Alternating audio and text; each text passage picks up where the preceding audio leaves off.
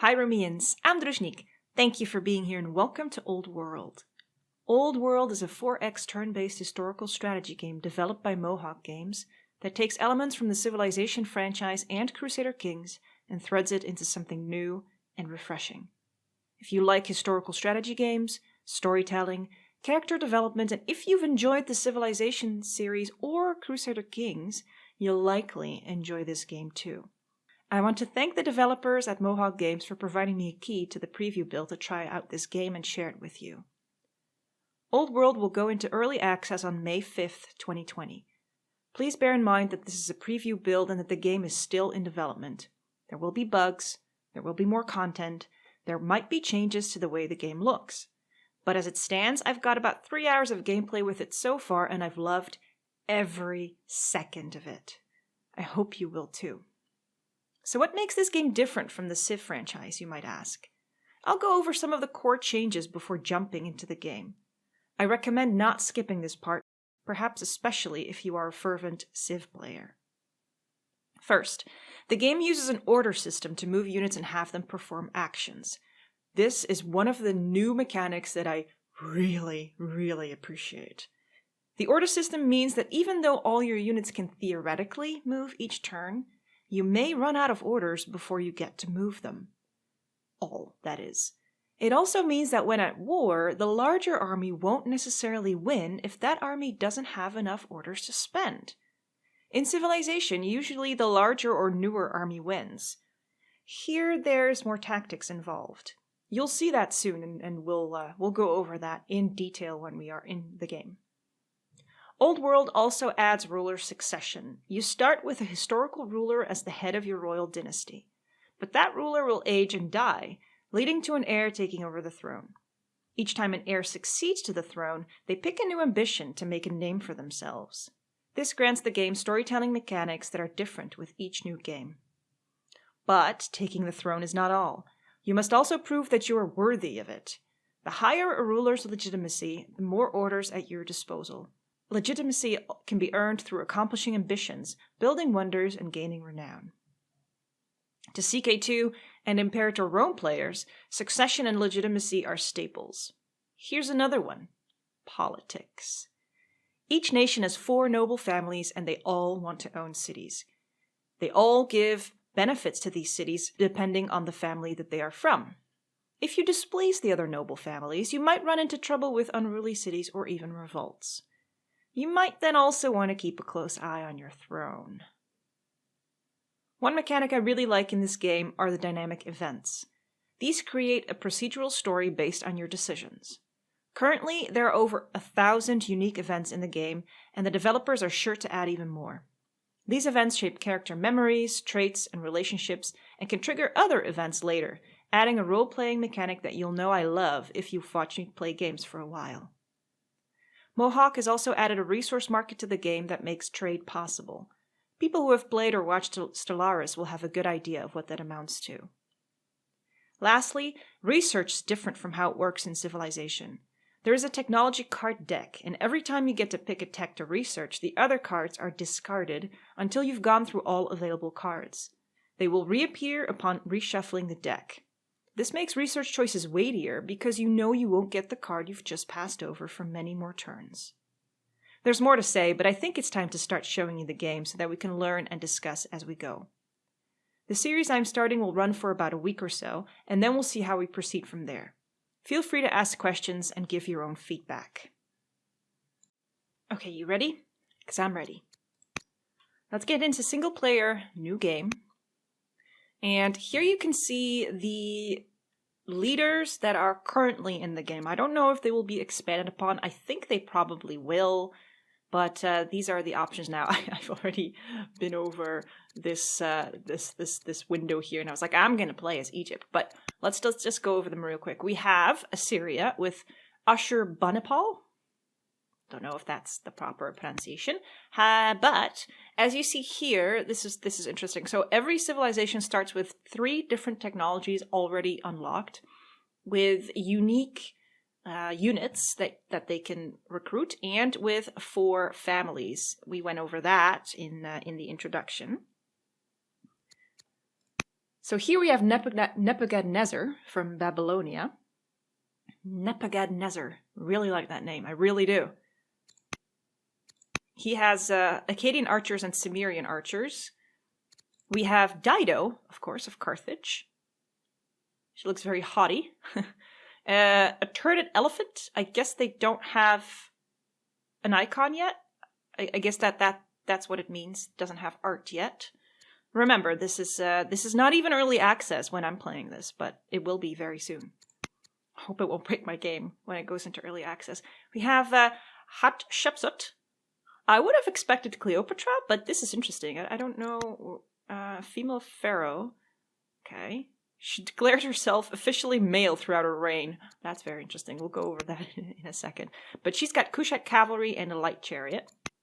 We've got Philip of Greece. This is Alexander's daddy. They've got Phalangites and Hoplites.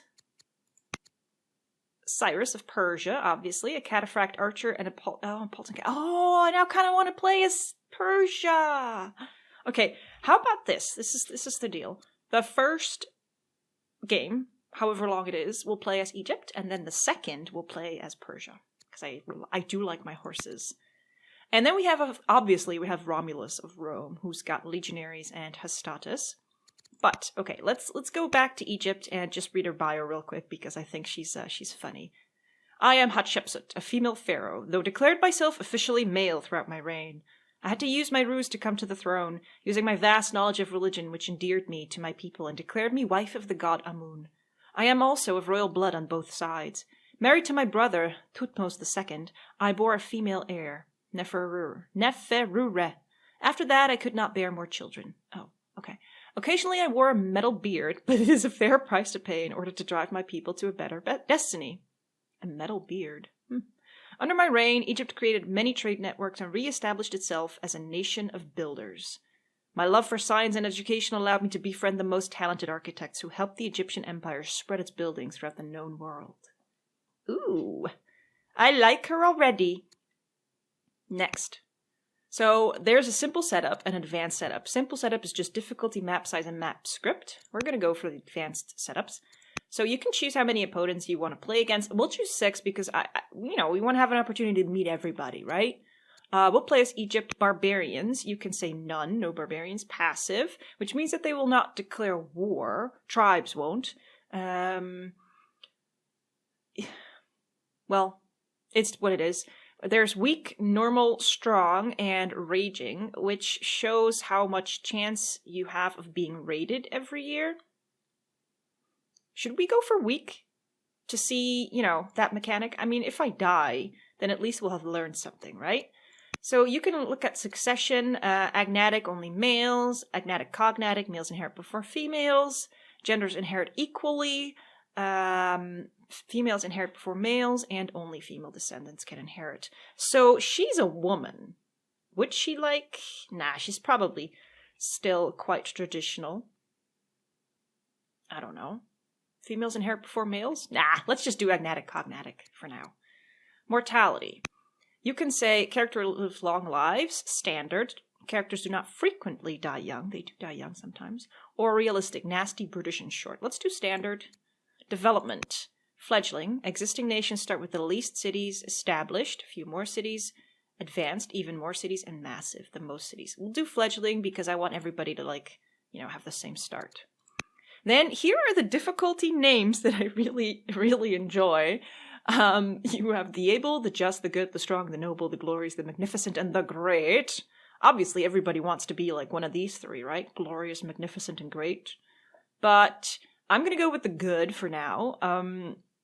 The able is the easiest, so you get... You have a starting a bonus of all resources. Cities get 8 gold per year, and the capital gets 32 gold and 10 orders. That's what the scroll means.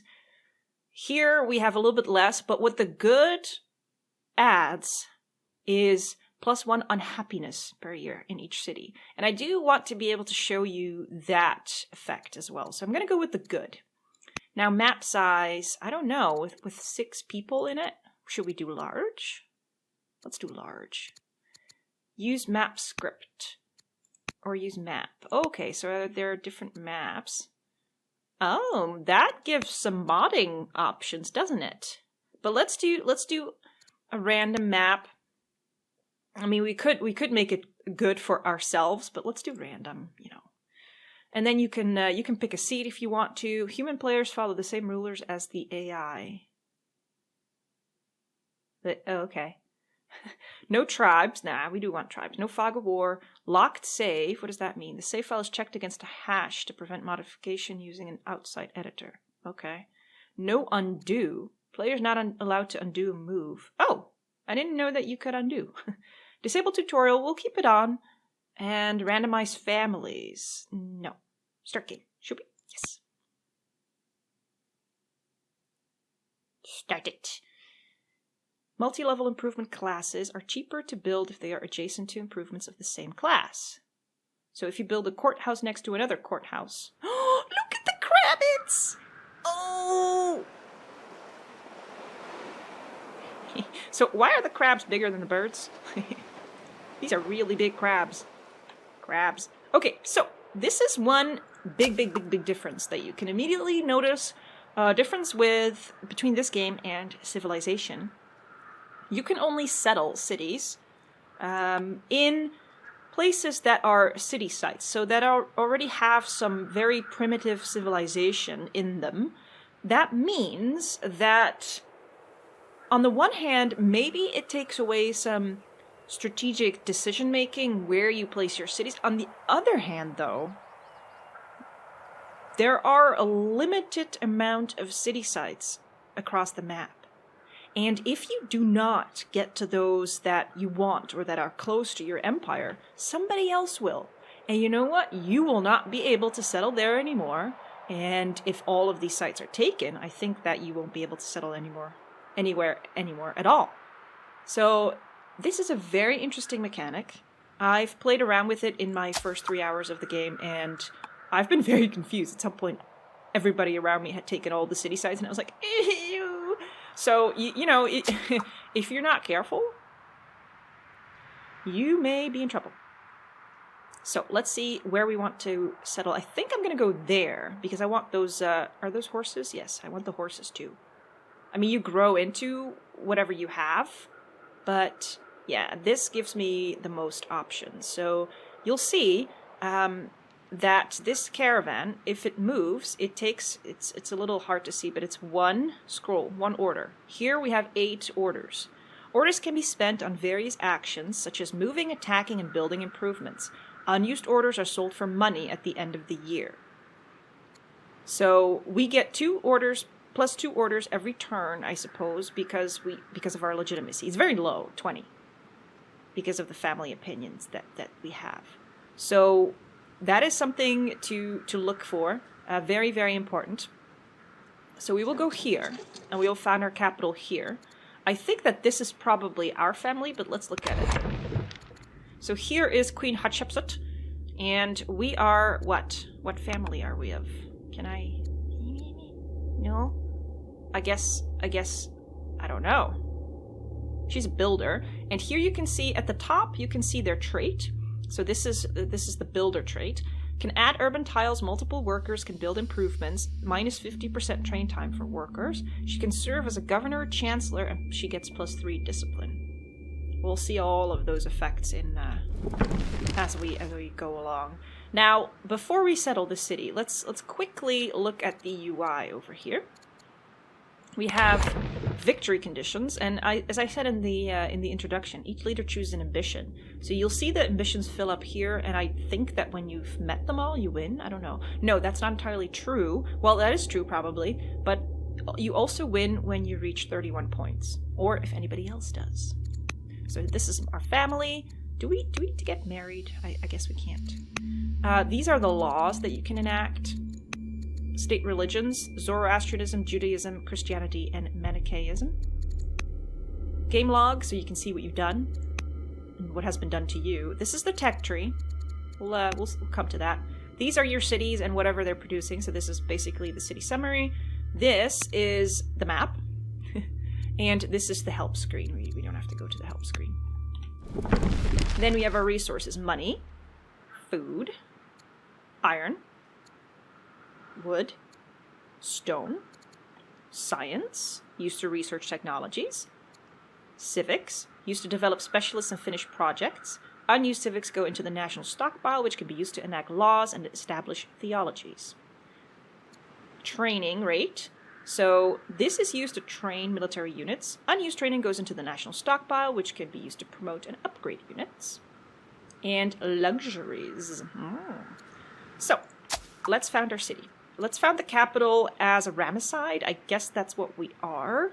Don't know for sure. I mean, let's look at what we get. So, if we go as a Ramesside, they are riders. You'll get 2 training per year. All new mounted units start with Saddleborn. Can build units that require horse, camel, elephants. Can gain scout. And opinion preferences. I don't know what that really means. A Sayite capital, landowners, more food. Okay, basically mostly that. Can buy tiles, and +2 citizens on seat founded. Ooh. A Marna capital, they are clerics, more civics, and -2 happiness per year. Unhappiness, I suppose, then. Monasteries, temples, and cathedrals, +20% output, and you can found a religion immediately. Wow. Or the Tutmosid, which are sages, get civics per year, get science per pop, urban specialist cost -25%, and unlocks inquiry, and you get 100 science. So I guess you can choose which family you want to be of. Is that what it means? So we're not currently of a family, so we can choose. And after that, the other 3 families just come into being. Well, I do want that scout, so let's just go with the Ramessides. Okay. Orders. Yeah, we've been over orders, so I'm not gonna read that. Oh, now I have 2 scouts. Well, that's fine. Okay, so these are scouts. Fantastic explorers. They can hide in trees. Send your scout into the wilderness and look for new city sites and mysterious ancient ruins. These are scouts. This is a warrior. You get a warrior when you found a city. First melee unit available to your nation. And this is the worker. Workers build improvements for your city. Rural improvements such as farms and mines gather raw materials. Urban improvements such as barracks or shrines provide training or culture. Let's get to work. Okay, so you can see the worker. You can see the options that he has on the specific tile that he's standing on right now. So he can add a road. He can add urban. So more like houses, I suppose. He can add a mine. He can add shrines, which give culture. He can immediately start building a wonder, or he can add a farm. And I think that we should probably start by adding a farm because we're not making any food right now. And this game suggests whatever you can build. So here it says, I think you should be building a farm over here. So maybe we should. That costs 20 wood and it takes 3 years, as you can see here. -1 order per year. There we go. So he's working. He's going to be working on this for 3 years. And there's another city site here already, so that's good. I think we'll go over there. So here you can see the color difference. So dark blue is 1 order. Lighter blue is 2 orders. Light blue is 3 orders. And you can see above the scouts that they have 4 order possibilities before they are exhausted. So it's not like you can use 1 unit to go like 100 orders and traverse the whole map.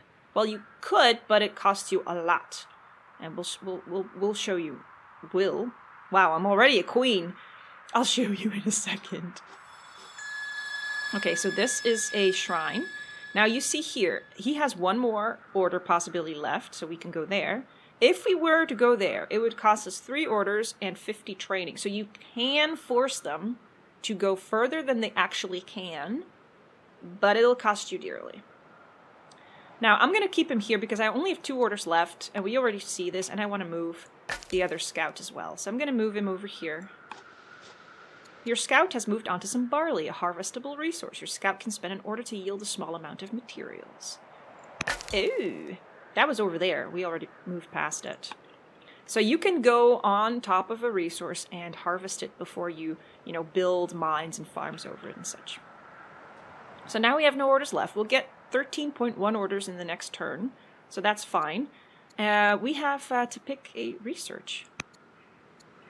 So here is the card deck, or the 3 cards that we have available to us right now. And remember, any of these that we choose, the other 2 will go back underneath the deck, and when we've gone through everything that is available to us now, only then will they reappear. So the game suggests taking administration, which unlocks Treasury Project and the Granary, but I'm not going to follow that suggestion.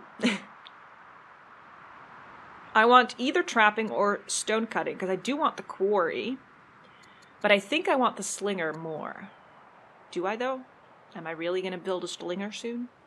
Well, 7 years before I can do that. Yes, let's go for trapping. Okay, so you can see what you're researching here at the top of the screen. Here you can cycle idle civilian units. So those are my 2 scouts. And here you can cycle the idle military units. I have no orders left, so I'm just going to keep them there. Okay, new turn. Oh, we're already on turn 2. So this is taking up 2 orders, but let's go there. Our explorers discover a group of orphaned, homeless, and hungry children hiding in the ruins. If you leave them, they will surely starve to death. But our cities are on the verge of overcrowding. Already? There is room in our caravan for either salvaged stone or passengers. What would you have us do? Egypt cannot become a home for charity. We'll get 50 stone, and we become cruel, which reduces our food income by 20%. We will shelter them. We become gracious. But all other families will have a -40 memory opinion for 20 years. We can always use citizens in Wasset. Gain child labor in Wasset. Sounds good to me. So, child labor. Oh man, at the very first cruel option that you get, Druzhnik, you're just like, child labor? Yes, please, give it to me. I've been waiting for that. So now I have a citizen here. I think I didn't have one before. We'll see. We'll see. Hey, get away. Ah, yes, I wanna get out of the city, thank you. Okay, let's continue.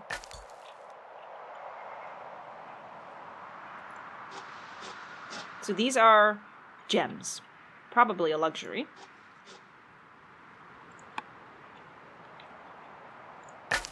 Should we harvest the barley and get some food? No, we're fine.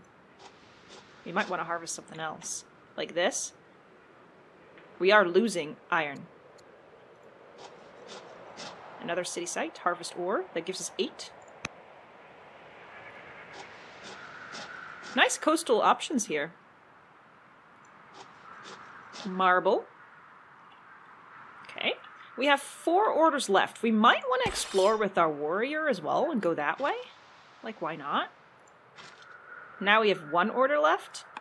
And another city site. We might want to start getting a settler again soon as well. Can I get married now? Family marriage. Yes, let's do family marriage. That sounds exactly right. Let's just do it. How old am I? 31. I can still bear children. It doesn't say that she's infertile. We'll see what happens. Okay. A marriage proposal has arrived from the Ramesside family for Queen Hatshepsut the Founder. What do you think of these options? Kamoz of Wasset, he's 35. He is archetype hero, romantic. So he might, persuade me to do things. Or Menkaure the Honest, also a hero, but he's honest. And now nobody wants an honest man, right? Go for the romantic. King Consort Kamosi. Kamos? Let's. Okay, you've got really good eyeliner. So I don't know what the princess thinks of this, but she is 10 years old. She looks older than that. She'll need to be educated soon. And, yeah, we'll see what happens between the king consort and myself. Tutorial marriage. You have accepted a marriage proposal for a member of your family. Marriages are a useful diplomatic tool for forming bonds with other families, tribes, and nations. They also allow your family to continue their line with legitimate heirs, who will be eligible to take over once your current ruler is gone. I'll make sure to find good matches. Okay, let's keep moving. Woo! We have identified a Numidian settlement in the nearby wilderness. Their camp appears to be temporary, likely part of a larger migration. The Numidians are on the move. What is our policy towards these savages? I think we should just ignore them. +2 culture level, +2 science, that's good. I mean, we could be vigilant and get some training, but I would rather get more orders for now and gain, yeah, +2 science per culture level. Hello, Numidians. So you see here that after 24 years, this will upgrade to an outpost. That's very fascinating. So this is essentially a city site on its own. So if you want to settle there, you're going to have to get rid of the tribe first. And the warrior can't see very far. Oh, this is a huge city site. Okay.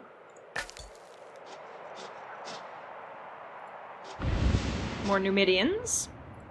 They are everywhere. Okay. We are unlocking some visibility. And you see that the map now looks very big, but the more you explore, the more it will become relative to where you are. Okay, let's end the year. We have a lot of order surplus, so we will probably be selling 10 orders for 9.9. So we will get 98.7 gold. Let's see if that really happens. Okay, so did it happen? Wait, I can see that in the game log, can I? Oh, wrong. I don't know. I thought it... Oh, no, hang on. It says so here. 98.6. Okay, so I thought I would be a little bit more, but whatever. Farm finished. Okay, so this is interesting. So now we have a farm, and you think, okay, that's great. Not necessarily, because there's no worker there yet. So you also need to train a citizen to become a specialist, in this case. A farmer, a miner, whatever you want them to be, you need to train them there. I mean, I think it currently already gives me a flat food improvement, yes, 10.5. But if you want to add that farmer, you'll get 5.2 extra per year and one. I don't know what the other thing is. So there's food and then one what? Oh, here, growth.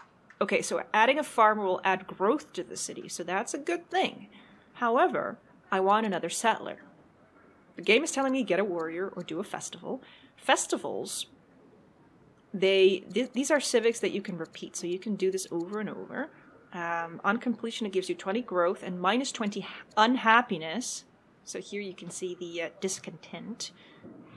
The important thing here is when a city's discontent fills up, its overall discontent level goes up, which increases maintenance and reduces growth. So that's good to know. But I'm going to ignore the game's suggestions and get another settler. Does it use a... It doesn't consume a citizen, does it? No, it doesn't. Good. Okay, so that's our city. And let's see. What should we do with the worker now? Kind of want to build nets. Pearls, +2 culture, +5. It's a luxury. We can get a fisher. But I don't think I have the tech yet, do I? Maybe I do. I could also do the mine. Let's build the mine first. If we can, actually. Yes, we can. Build the mine. So that takes 4 years.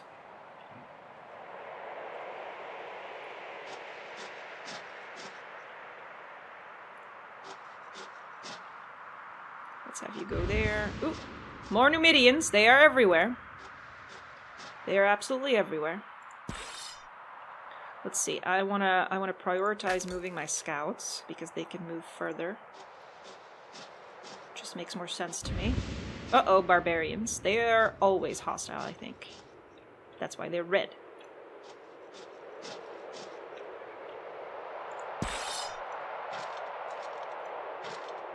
Let's just keep the warrior close-ish, but kind of get rid of the fog of war here. Seems to make sense to me. Now, we are out of orders. They still have a move, I suppose, left, but we don't have that. So let's end the year. Your capital has finished training a new settler. Oh, already? I thought that would take 7 years. Settlers are the key to expanding your empire by founding new cities. Take this settler to a nearby city site to establish a new city. When you found your city, you'll have to choose which family to grant it to. This family will provide powerful bonuses to the city, so consider carefully before making your selection. Hang on. Was I already training a settler without no... Oh, I'm making a second settler now. Okay. Let's not do that then. Let's choose... let's go for another warrior. Let's put him at the front. That was a little bit of a dum-dum. So where do we want to go? Now, I think there are two options. We can either settle close by to where we are, or we can forward settle a little bit. Well, this is still close to where we are. But I want to make sure that nobody else takes the things that I want. There's not much here, though, in the region. Some barley. Here, we have horses and marble. And what's that? Ore. Kind of want to go there. So let's have the settler go there. And we have a decision to make. Time passes quickly. You still remember the birth of Princess Neferure, but she is growing up fast and eager to learn. Would you like to educate her? Yes, we will. If she really takes over after me, I want her to be as good at combat as she can possibly be. Or a good researcher. Ooh. If I am more advanced than the others around me, yes, let's make her study philosophy. Good luck with that. Poor thing. Ooh, gold. More barbarians. Yeah, I'll go that way. And then that way. Should we try to kill some barbarians? I think we need a second warrior before we do that. Okay, so you're gonna go explore that way. There we go. Not a whole lot of ancient sites thus far. And you're gonna stay there. I guess we could promote him. It costs 1,000 training, 1,100, but we have that. So if you choose Combat 1, he gains plus 5% strength. Tracker, Vision plus 2. Set Fast, versus Barbarians plus 25%. Herbalist, Heal Action plus 2 HP. Let's do Set Fast.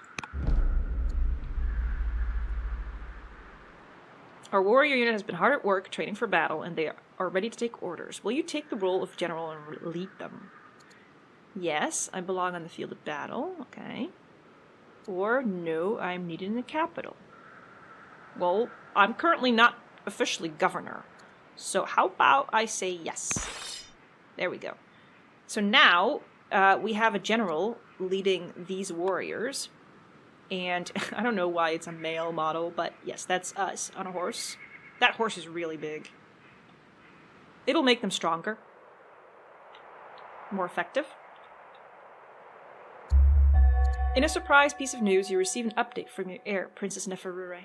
Academy scholars respect her, and the other students compete to befriend her. At the moment, she is thriving.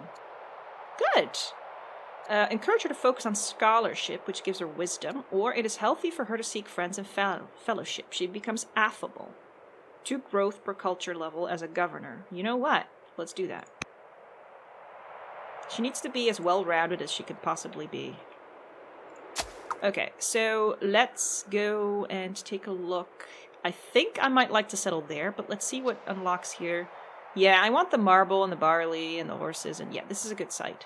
So let's not do our own family, because if we skip founding a family seat, we lose legitimacy. We don't want to do that right now. So do you want growth? Civics? Or science? This also helps with unhappiness.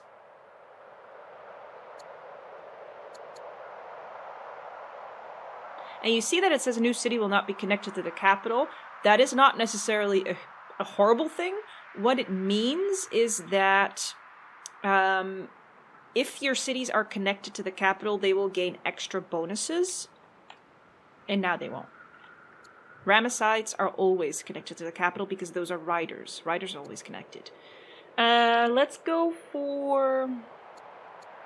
I don't know. I kind of want to go for science. A Tutmosis seat. Memphis. Hello, Memphis. I think Memphis was...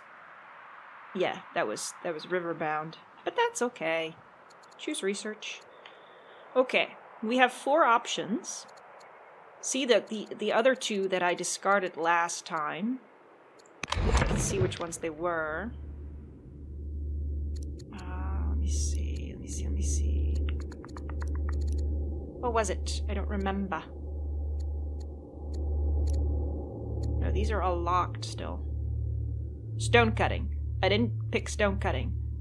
So it is visible, but it's not an option right now. Tech currently available, it does say, but I can't pick it. Okay. If we pick administration, we get a granary and treasury project. Hey, wasn't that part of the previous picks? So they have already reshuffled the deck. If you don't have a whole lot of technologies unlocked, the deck reshuffles more quickly, obviously. Husbandry unlocks pasture. Military drill unlocks barracks. Or aristocracy unlocks ambassador and 2 laws. That's a little bit early, I think. So I might actually go for administration. And...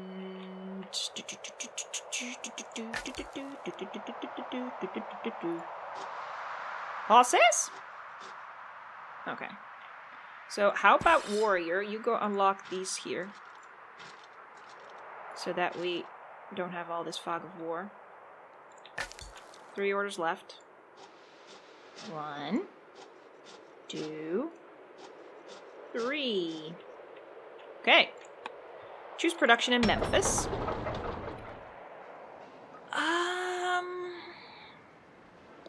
Yeah, let's go for a worker so that we can start improving this city as well. And with that, I think I'm going to end this first episode.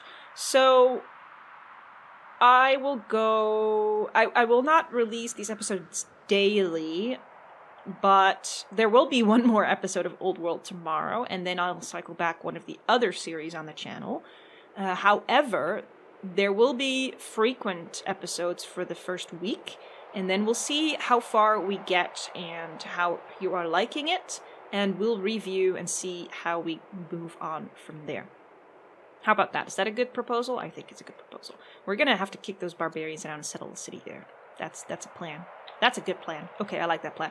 Anyway, thank you for watching. I hope you enjoyed this very, very first look of Old World. Let me know what you think and give feedback, just anything that stands out to you, that you like, that you dislike. Let me know, and we can have a discussion in the comments below and also in the upcoming episodes. Thank you for watching again. I hope you enjoyed it. If you did, hit the like button, and please consider subscribing. It helps out immensely. New episodes will be coming out frequently, always at 8 p.m. CET, and I will see you next time.